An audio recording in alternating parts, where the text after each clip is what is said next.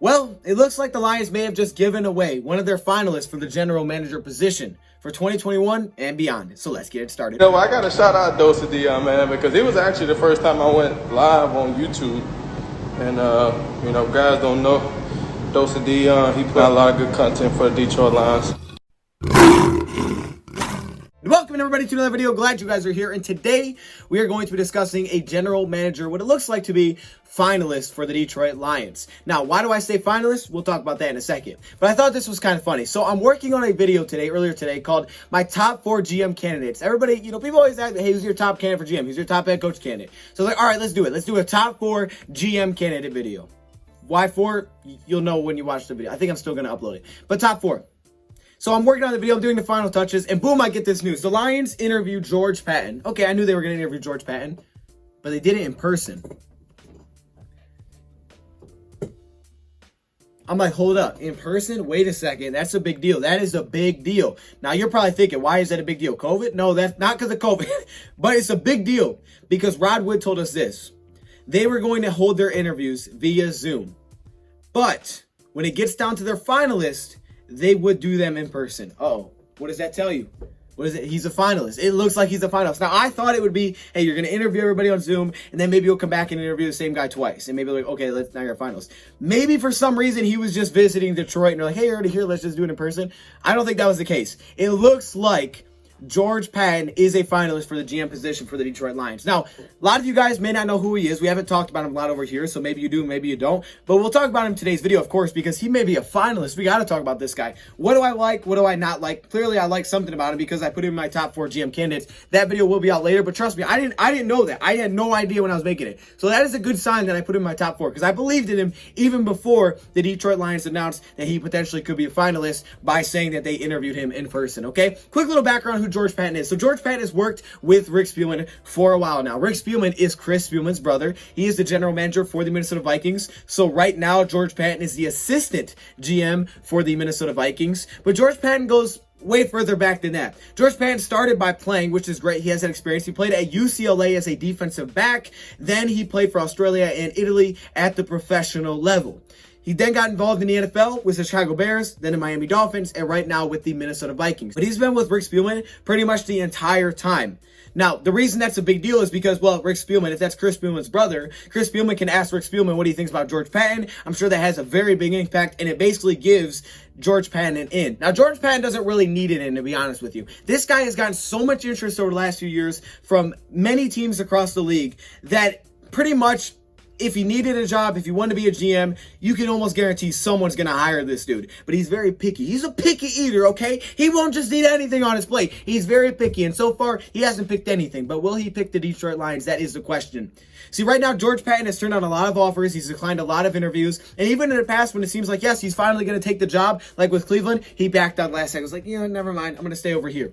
So there are some major questions when you're an assistant general manager because he's never been the GM. He's never been the final decision maker. He's never been that guy. Now, you got to believe George Paton has a huge impact. The reason you got to believe that is because every time Rick Spielman gets promoted, George Paton gets promoted right behind him. For example, when Rick Spielman was promoted to the GM, George Paton became the assistant GM, and they've been working for so long together that you got to believe they're making a lot of these decisions together. And he's had a very good track record in the draft, and that is why he is so highly sought after by so many teams because of his draft track record. Working as a scout, working his way as director of college scouting, working his way through that to begin, but then becoming the assistant general manager. He has a great eye for defense, all right? One thing that they've been able to do in Minnesota is build a really good defense with George Paton working there. Very good defense. And then what do you know right now? Well, the Lions defense is kind of a mess. Now, also, it wasn't just drafts. It's also been trades and free agency that they've done well, and it's really helped them build a defense. And Mike Zimmer's had a lot to do with that as well. Now, another pro here is that they were able to find Mike Zimmer, and I think Mike Zimmer's been a pretty good coach for them, and especially on the defensive side, of course. I mean, building a top defense, that's nothing that's easy to do.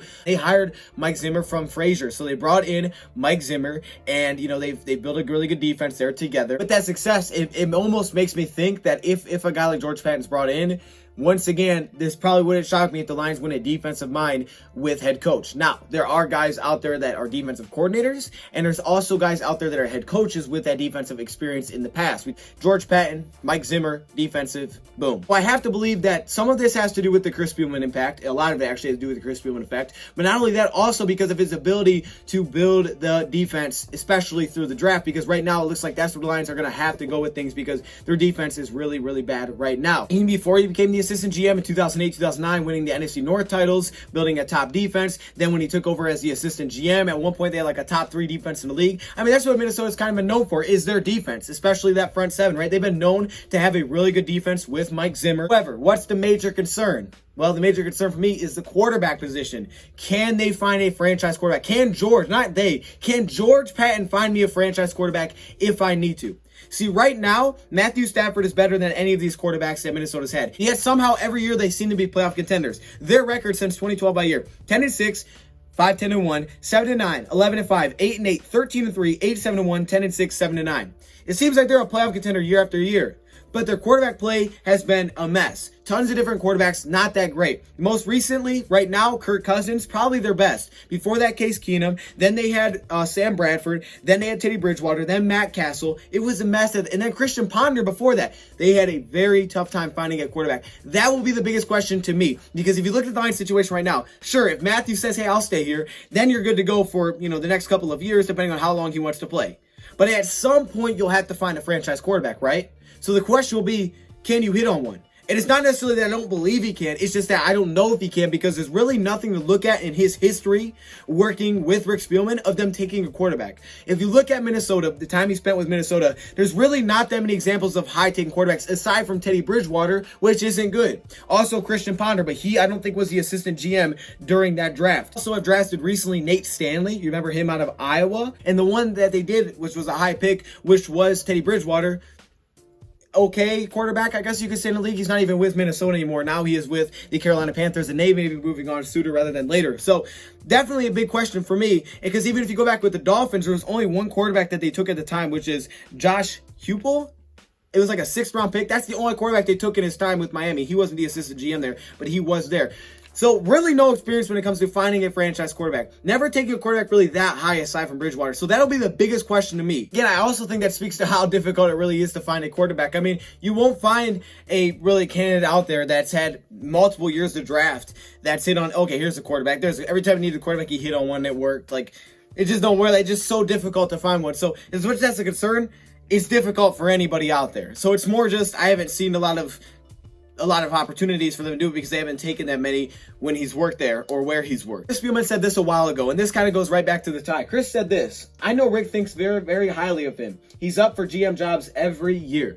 All right, so that's a big reason he could get in his foot in the door here. But the question is, will he decide on Detroit? Even if we want him, doesn't mean he'll decide to come to Detroit, because history tells you that he won't decide to come to Detroit. So what do I like? Well, I like that he can build a defense. He's landed some very, very good talent, including guys like Adam Thielen, players like that. But he's landed some really good talent. I mean, on both sides of the ball, honestly. We know about the first round, Harrison Smith, Xavier Rhodes. He was a Pro Bowl at one point. Cordell Patterson, Anthony Barr, Teddy Bridgewater was kind of like Matt Khalil. Second round, Eric Kendricks, Alexander. Third round, you get Hunter. You get Cameron Dantzler this year. I like the most recent drafts. I really like, and that's really why I had him in my top 4, because I've liked what they did in their recent drafts, especially last year. I really liked Minnesota's draft last year. I think a lot of people they had a lot of picks, but I thought it was a very good draft for the future. That's for sure. Stephon Diggs, a 5th round pick. Troy Dye, 4th round. 6th round, Blair Walsh. Jaron Kearse, 7th round. He's done a good job of building through the defense, and statistically, they've had a lot of success in Minnesota. They had 12. They really improved. They went from 2011, where they were a 3-win team, to 2012. They became a 10-6 team. And again, that was when he was the assistant general manager. So there's a lot of good here. The fact that he can help build me a defense is huge. Now, the big question I will ask is this. Let's say hypothetically the Lions do hire him, because what the Lions are going to do, if they hire a guy like this, they're going to ask him what names he likes, and if they match up with any names that they like with head coach, this could be a match. This could definitely be a match, Lions and George Paton. But the question to me will be, will the Lions go get a proven head coach if they hired a guy like George Paton? Experienced head coach, I should say. Reason I say that is because the Lions, they bring up that it's not a requirement, but to have someone that's proven at one of the two positions, I think is vital, because if you have neither of them that have proven it by themselves, I think that could be concerning. That's what we did last time with Matt Patricia and Bob Quinn. So if the GM is brand new to it, maybe you get a head coach that's had some experience there. If the head coach is new to it, maybe you get a GM with some experience. George Paton, even though he has a lot of experience, has never been the actual general manager. When it comes to ties, there's really no ties that pop out to me. I mean, he missed kind of Darrell Bevel there. They kind of missed each other in terms of years. So there's not a lot of ties that pop out to me, but the good men, they've been able to build a really good defense. We know about Mike Zimmer's defense, what they've been able to do, and we know that he can find some picks throughout the draft to help out the defense, and I got to believe that's a huge factor. But I think the fact that Chris Spielman is here is a huge foot in the door for him, and it's a huge foot in the door for the Detroit Lions. Apparently back in 2016, I guess the report was he turned down the Detroit Lions for any kind of GM consideration. So yeah, this guy's got a lot of teams that are after him, and he continues to have a lot of teams after him. But the fact that Lions interviewed him in person is a big deal. This is looking like a finalist for a GM position. Will he take it? Will the Lions sign him? I'm not sure, but he seems to be a finalist. Let me know your thoughts, comments below. Thank you for watching, and I'm out.